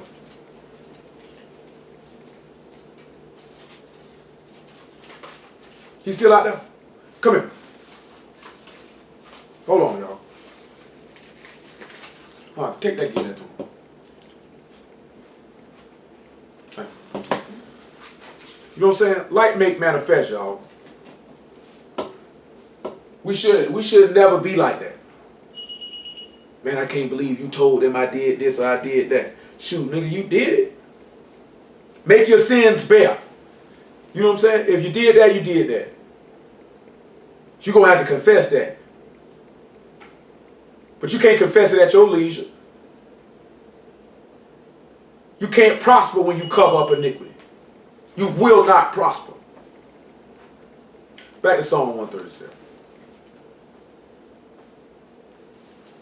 And we talking about spiritually. I ain't talking about no natural stuff. I'm going to tell y'all something, right? While this is in my mind. People wonder why I ain't got the Ruach. You ain't got the Ruach because your faith is not perfect. It's not whole. It's not complete. You got to sit back and look at what is it in your faith that is lacking and what's not complete. My desire is that every last one of y'all that hear the sound of my voice and hear what I'm talking about, that you actually take note and look at and see what it is that in your faith is lacking, and then bring that to me individually. Not collectively, but individually. So I can know what parts and things to hit, what one to speak to you individually, and then know what to go in the word to perfect whatever it is that's lacking in your faith. Because faith is the evidence of things hoped for, the things not seen. Faith is the strength of Yahuwah. Faith is your hope in Yahuwah. Your strong in conviction in him. It's not an outward thing. It's an inward thing. So then I need to know what is it that's lacking in your faith, so I know what to hit to perfect it. Now Yahuwah already know what to hit to perfect it, and we could sit back and wager, if he be merciful, that he put certain words in my mouth or certain precepts in my head to go to help perfect whatever's lacking in your faith. You know what I'm saying? But the objective is to make you perfect in faith. And I'm talking about whatever you lacking in your faith, that between me, you, and Yahuwah. And all it is if you know I hear certain precepts or mention about certain topic, then you know that I'm hitting on what you spoke to me about. Ain't nobody else gonna know that. But you would know. Because you'd be like, okay, he talked to me about that. We talked about that. So I know that's why he's hitting that and he's showing me that, and he's going here and he's going here and he's going here. The objective is to make y'all perfect in faith. Because whatever hinders us from receiving the Spirit is because it's something in our faith that's lacking. We had a lot of people who used to be with us. Why I ain't got the Spirit? Why I ain't got the Spirit? Because I'm not doing this and I'm not doing this and I'm not doing that. And you looking to be made perfect in the flesh and not the Ruach. Because you thought these commandments was going to get you the Spirit. And they not going to get it for you. Your faith is what's going to get that for you. And through that faith, you would keep these instructions. See, you tried to keep the instructions and thought that was going to get it for you when you really didn't believe. That was your hindrance. You were obeying, but not out of faith. You were obeying because you just felt like that's what the words say do. That's why when certain situations arise, it can be easy for some of y'all to go back on the word because you really don't believe. Like Brother Pale posted this the other day. And I said the same thing for myself. I was depressed. And when you get depressed, you usually begin to participate in destructive behavior. I had opportunities to fornicate. I did not do it. I had opportunities to get high. I did not do it. I had opportunities to get drunk. I did not do it. There could have been times where I say, I ain't coming to preach. I came. My faith never wavered. Because if my faith wavered, my obedience to Yahuwah would have wavered. Because I'm not obeying because I'm obeying because I believe. So even in my affliction, I still cried out to him to relieve my affliction. I wanted my relief to be through the form of death. I'm speaking for me. I ain't speaking for nobody else. I'm speaking for me. Strictly for me. That's what I wanted relief. Give me relief through allowing me to go rest. Because I'm tired, sir. I'm tired. I'm tired of being here. I'm tired of dealing with what I got to deal with. I'm just tired of being here. You know what I'm saying? Tired of being here. I know I told a couple people that. You know what I'm saying? Some understood, some didn't. Like, I'm tired. Somebody who ain't never been tired or ain't never been through nothing, they don't know what that means when somebody tell you, boy, I'm tired. I'm ready to lay down. Some of y'all know how that if you had a long day at work or it's been a long day and you tired and the only thing you think about is getting in that bed and going to sleep. Now imagine having a life like that. You know what I'm saying?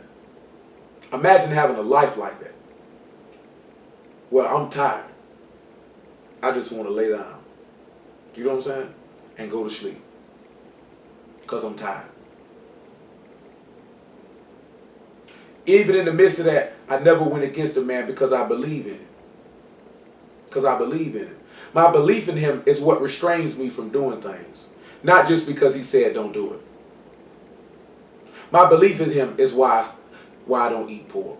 My belief in him is why I don't fornicate or I don't lie. My belief in him is why I don't have hate in my heart. A lot of people think I got hate in my heart for people. I don't hate nobody. I may not like you. I ain't gonna say that I don't like you. I don't like your ways. Because there was somebody who was with us. I liked them personally. Thought they were pretty cool. Didn't mind being in their company. I didn't like their ways though. There's a difference. Because you can like somebody and dislike their ways. I just didn't like their ways. They had some nasty ways. But they were cool people though. Had no problem hanging out with them. She was a nasty nigga. You know what I'm saying? Y'all got to learn the difference. Because it's not really very many. It's nobody on this earth that I don't like. To be honest. It's not very many people that I came across where I don't like that dude. You know what I'm saying? It's not many. You know what I'm saying? That I done came across in my life where I don't like that dude. It's some people I say I don't care for them. You know what I'm saying? I don't care to be around them. And most of the people who I didn't care to be around is because I knew they didn't like me. And I don't want to be around people who don't like me. Screw you. You know what I'm saying? That's how I feel. I feel like if you ain't with me, you against me. And if you against me, screw you and forget that I exist. You know what I'm saying? That's how I feel. That's what the master said. He said, he that gathereth is with me. He that scattereth is against me. You either with me or you against me. Ain't no in between. Ain't no in between. Because see, I'm going to tell y'all, I'm like this here. If somebody your enemy and we friends, they my enemy too. That's how I roll. They your enemy, they my enemy. They your friend, they my friend.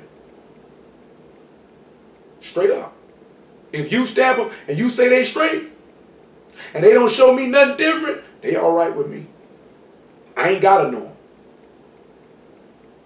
You say that person sour and they against you, because you my people, they my enemy too. I don't fool with them then. I don't want to be around them. Because I ain't finna hang around an enemy of my friend. Unless we were all cool before that, and then that's between you and them. I ain't got nothing to do with that. That's a little different type situation. But if I don't know you like that, and you an enemy of my friend, I'm not hanging out with my friend's enemies. I ain't doing that. That's busted stuff to me, to hang out with the enemies of my friend. That mean, nigga, you probably my enemy too. I know I've been told you overanalyze stuff, you paranoid. You come from where I come from, you'll overanalyze stuff and be paranoid too. You know what I'm saying?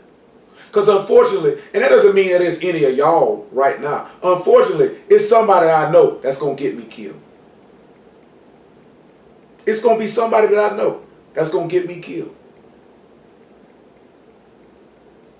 And that's book. And we done went over this so many times. And y'all need to know that. Psalm 137. Because I ain't just talking about me. Because it's somebody that you know that's going to get you killed. If you about this life for real. I ain't talking about being no soldier and riding. I'm talking about being about the book of Yahuwah. Being about the word of Yahuwah. It's somebody you know and love. That's who's going to get you killed. I ain't even talking about getting you killed from falling into sin. I'm talking about turning you in. Because I know when it get real, one of y'all going to sell me out to save your own life. I know you're going to do it. Straight up. Where we at? Verse 8. O daughter, this is Psalms 137. O daughter of Babylon, who art to be destroyed, happy shall he be that reward thee as thou hast served us. Happy shall he be that take and dash thy little ones against the stones. We're going to look at this in Hebrew. Because I don't want nobody to get no wrong. We're going to look at verse 9 in Hebrew. Every word in it. Because I want to know, is anybody offended that this man said you're going to take little babies and bust their heads up against rocks? Does that offend anybody? Please let me know if that offends you. Because that don't offend me. The word we have for happy is esher, and it means blessedness. Shall he be that take is a cause, grasp, take hold, seize, take possession. And dash is nafats, to shatter, to break, dash, beat in pieces, to shatter, to pulverize.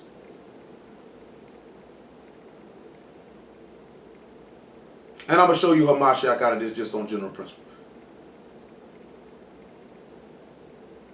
Thy little ones, child, boy, against the stones. And I still didn't read Galatians 3 and 26. My apologies. Crag, cliff, rock. Hold on. As a stronghold of Yahuwah of security. So when we talk about taking their little ones and bashing them against the stones, not only are we talking about taking their children and bashing their head up against rock, we talking about taking these people and bashing them up against a Mashiach. Huh?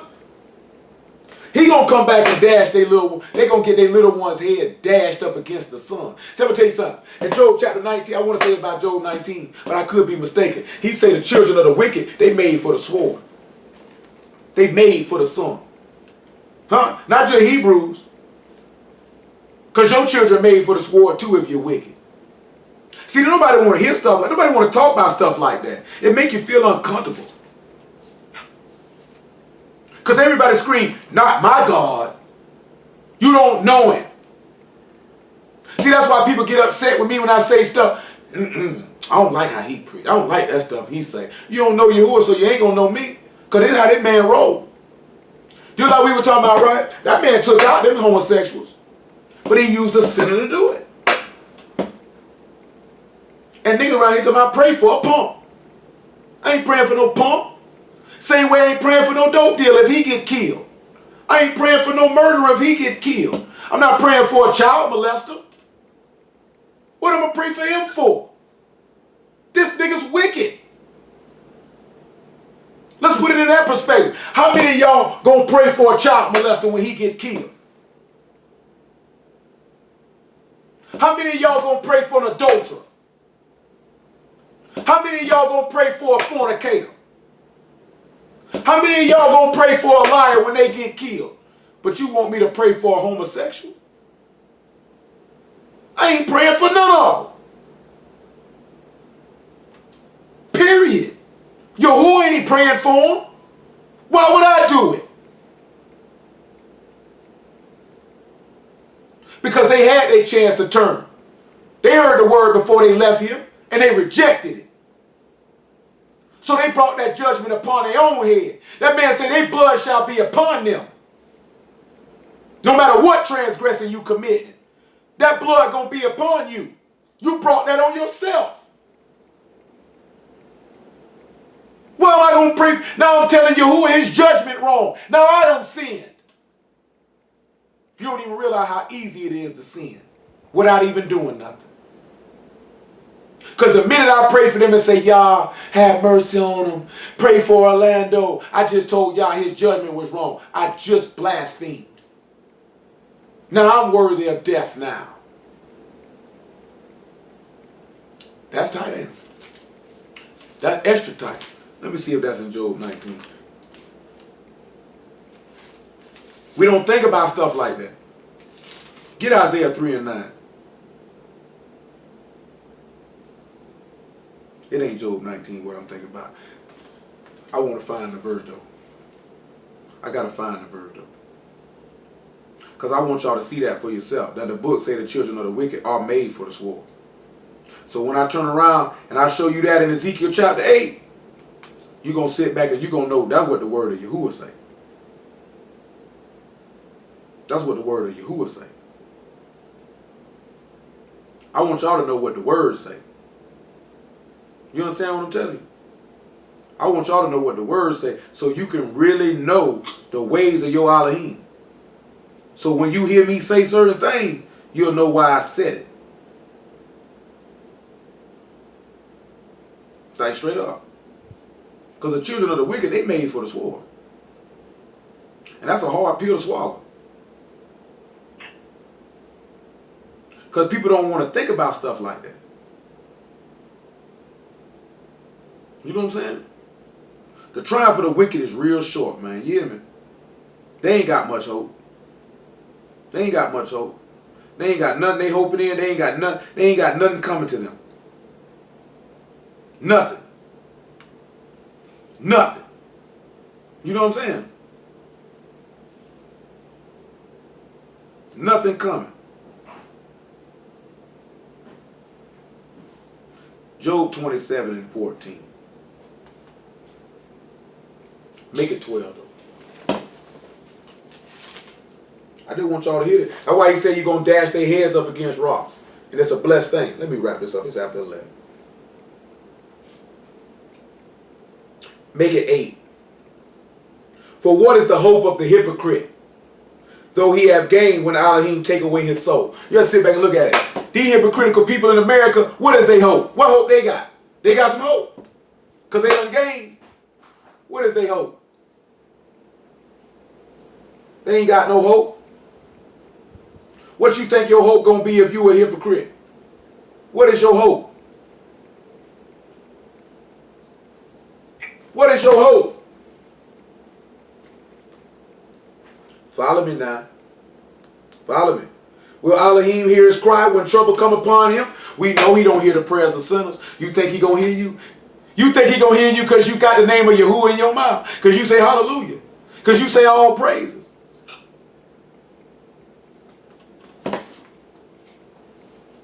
Will he delight himself in the Almighty? Will he always call upon Elohim?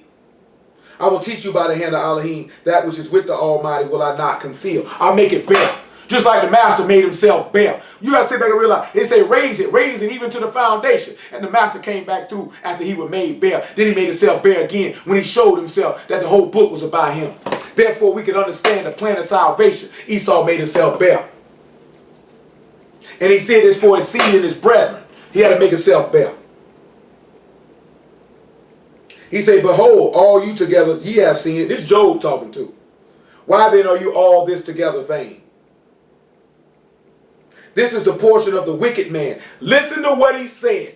This is the portion of the wicked man. Hold on, let me say. This is a portion of a wicked man with Elohim, and the heritage of oppressors, which they shall receive of the Almighty. This is what oppressors and the wicked gonna get. Let's see what he say. If his children be multiplied, it is for the sword. So for oppressors and the wicked, your children are for death. That's what the book say. Let me read that again so you know that's what the book say. Because we can go back and look at the Egyptians for that. In Mizraim, the firstborn, they were wicked, they were oppressors, they children for the sword. That's the law. Huh? We're going to look at Moab. I ain't even touch Amalek tonight. Because I told Lil Stanley I was going to talk about Amalek. I ain't even get to Amalek tonight. Because that's what I really wanted to talk about with Ryan. Because that man told you to remember Amalek. And I'm going to go in the law and I'm going to teach y'all about Amalek. Because you need to know the story about Amalek. That's Esau's grandson. He was complicit in Psalms 83 with having crafty counsel against Yahuwah's people. He consoled against his hidden ones, saying, let them cause them to cease from being a people. Let the name of Yasharal cease from remembrance. It wasn't just for you not knowing who you were. It was also so you wouldn't know your Elohim. Because them goddamn Arabs, all they did was turn around and teach you to be a moon rock worshiper. So you would forget Yasharal. So you would forget Yasharal for Allah. And turn around and forget Yahushua for Jesus Christ. Huh? You got to remember Amalek. They came up to go to war with you. Tried to come up to the hinder parts where the women and children were at. He said, I'm going to remember them bastards and I'm going to blot their name out from under Shamahim. That's why he was mad with Saul. Because you were supposed to kill all them bastards and left none of them alive. Man, I remember being young, looking at their word, and I'm like, he telling them to kill the Canaanites, the Hittites, the Jebusites. Why is he telling them to kill all these people? Because they were wicked. Kill them all. Don't leave none of them alive. Children and all. Kill them all.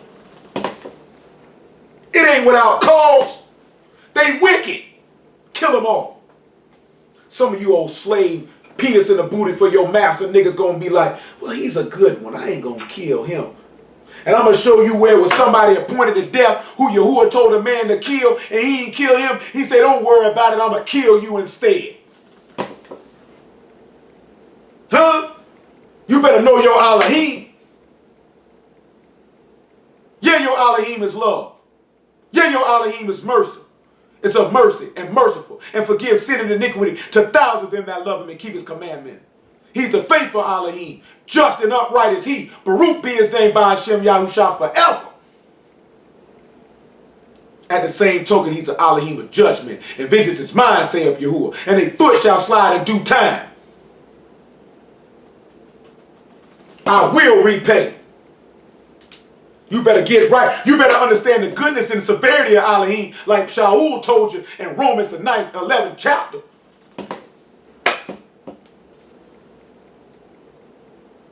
Better get some understanding in your heart. Hello. 27 and 13. So I'm going to tell you something. I'm a preacher and say the stuff ain't nobody going to say. Nobody want to talk about stuff like that. I'm going to talk about it. This is the portion of a wicked man with Elohim, and the heritage of oppressors, which they shall receive of the Almighty. If his children be multiplied, it is for the sword. And his offspring shall not be satisfied with bread. I'm going to kill you and you ain't getting no word. Oh, the wicked ain't getting no word? No word? I'm the bread of life that come down from Shamahim. And the bread that I give is my flesh, said Yahushua HaMashiach. The wicked ain't getting none of that. That's tight. Real tight. Those that remain of him shall be buried in death, and his widows shall not weep. Though he heap up silver as the dust and prepare raiment as the clay, he may prepare it, but the just shall put it on. And the innocent shall divide the silver. He built his house as a moth and as a booth that the keeper made. The rich man shall lie down, but he shall not be gathered. He opened his eyes and he is not. Now listen what this man say. He said they'll heap up silver. He said they'll make a garment. He may prepare the garment, but he won't put it on. The just gonna put it on. The innocent gonna divide it in silver. How else you gonna be innocent unless the blood of Yahushua HaMashiach and cleanse you from all sin? Because you done confess your sins by making them bare. So now the just gonna put on the raiment. Because it's about Mashiach. And it's about how the wicked gather up to give to the just.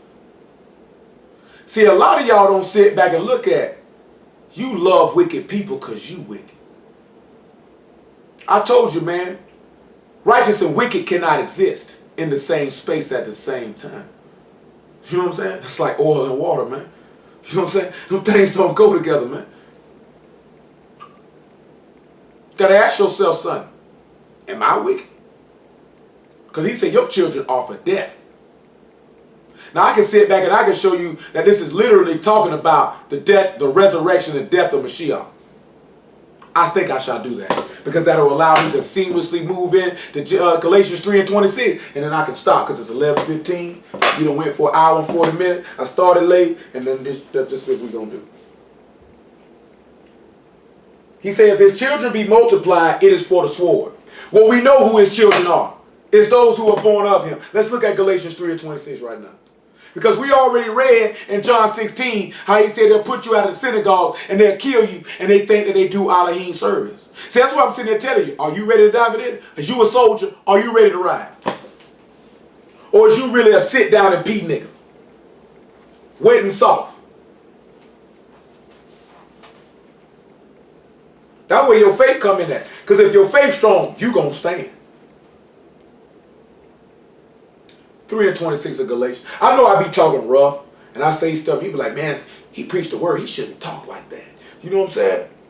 Look here, man. I ain't no Christian. I ain't never been in no Christian church. I say, man, I ain't for everybody. I really ain't. You know what I'm saying? Nor do I try to be. I am not for everybody. I'm just not. You know what I'm saying? That's why I say, I know it's not that. I know it's not that many people that love me. I know it ain't. You know what I'm saying? I know it's not. I definitely know a lot of people don't like me. And I know if it wasn't for the word, they would not deal with me. Because if it wasn't for the miracles that Mashiach would make it, they wouldn't would deal with that, man. The people ain't care nothing about that word he was talking about. Most of the people didn't even like him, and you know they didn't love him. Because look what they did to him. He said, if you were of Elohim, you would love me because I proceed and come forth from him.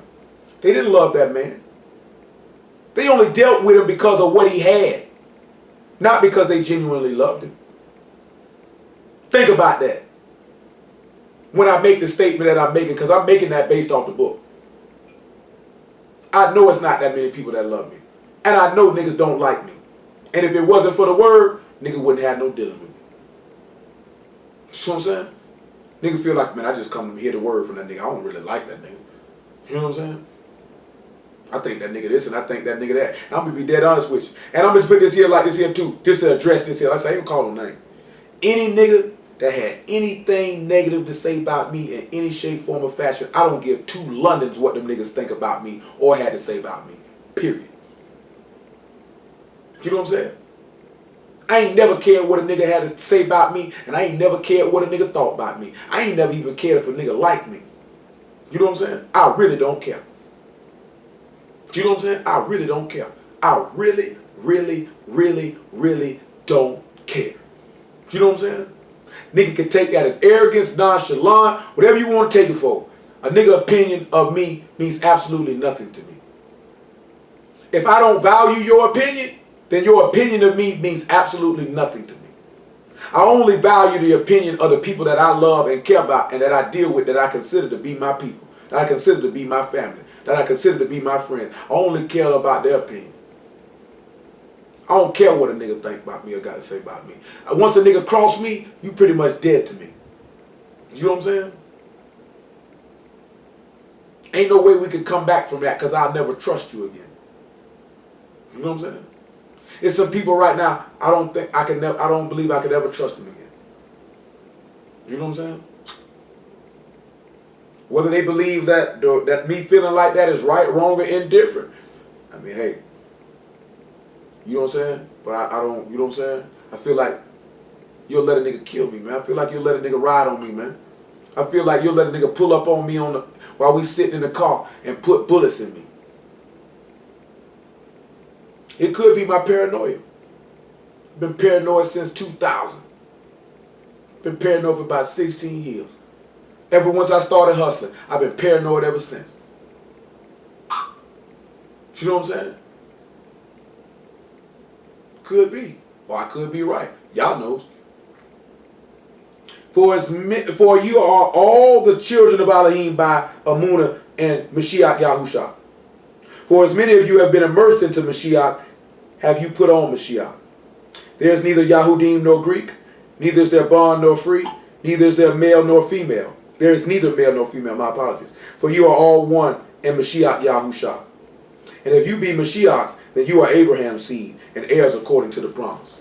Now Now come on back to Job 27 and let me walk this down. Because if you're supposed to look at verse 1 and you can see that Job is speaking a parable, so it's a dark saying. And if it's a dark saying, it's HaMashiach.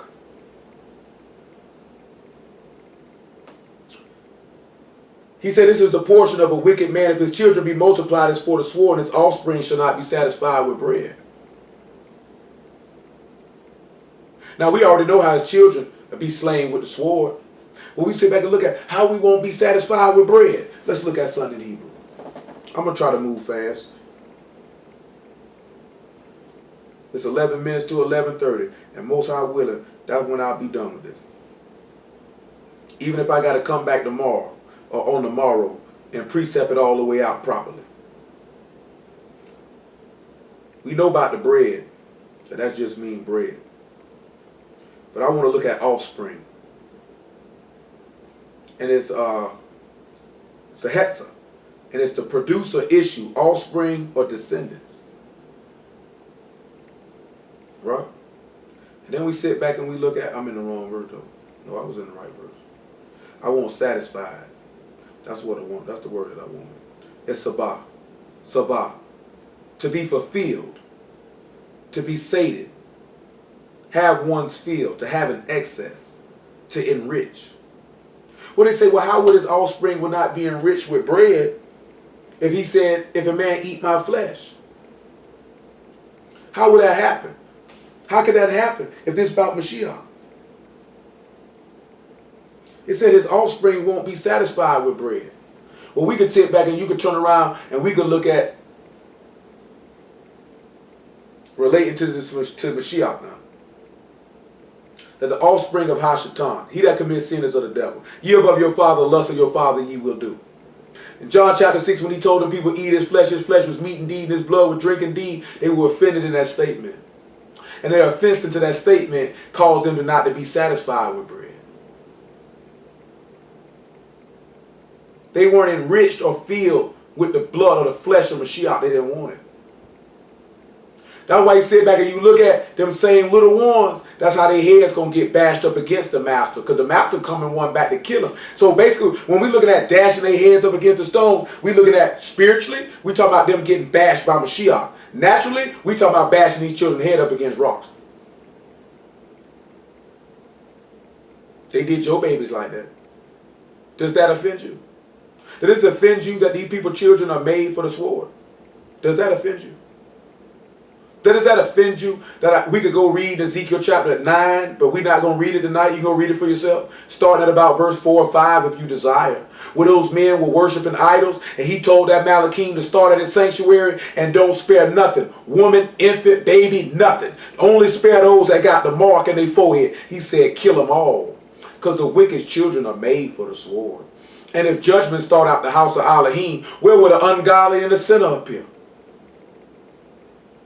Now you think about that. I know some people say he's a hellfire and brimstone preacher. He don't preach no love. He don't preach this. We preach all the night. Boy, we preaching pride in your Elohim, humility, making yourself bare and naked that your soul might be saved. To have a love for yourself and a love for your brother. To ride with your brother. But in the same token, to know the goodness and the severity of Elohim.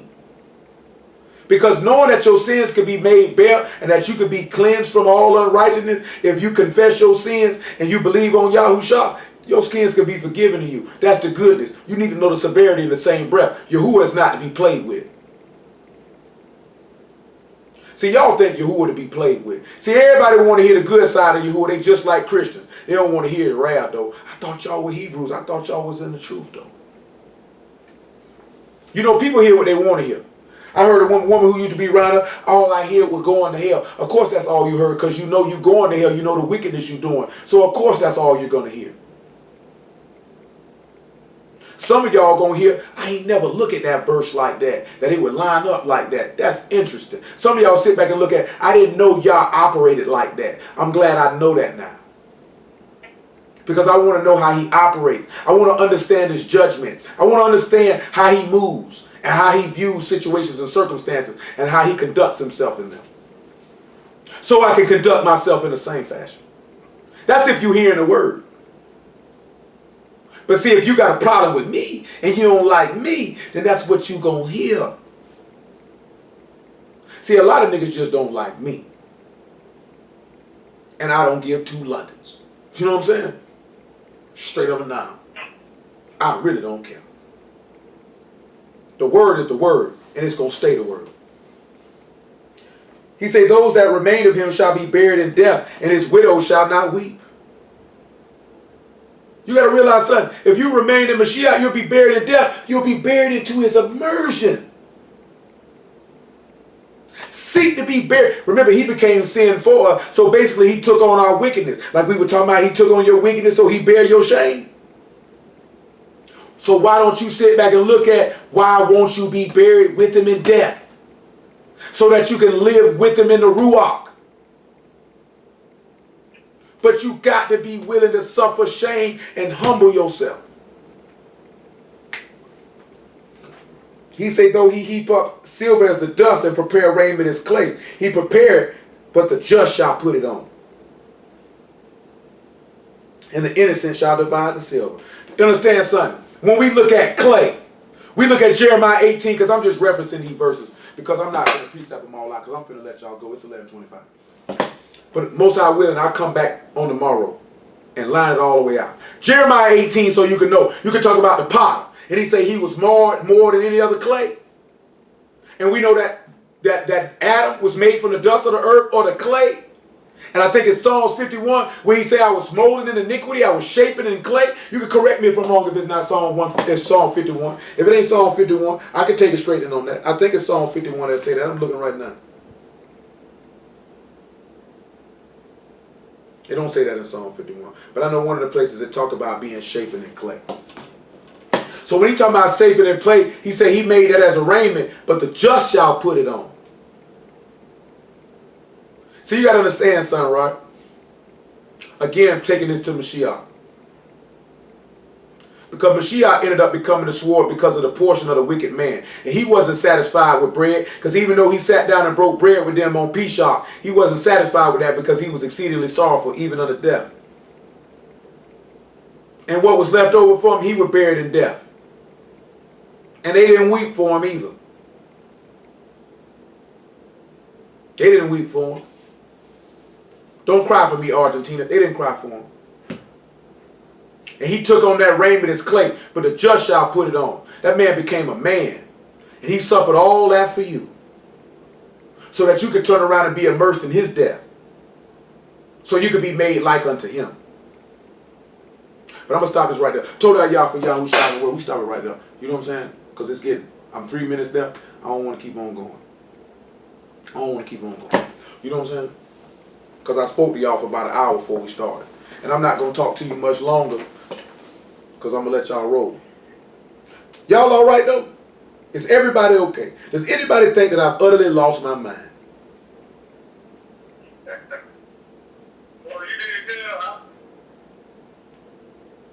You know what I'm saying? Praise y'all indeed. Because all I want y'all to understand is this. It's real out here. No more videos? No, I just got to do them with that. I just got to, this is the way I got to do it. I got to upload them straight. I got to put them on the count. You know what I'm saying? Because the Ustream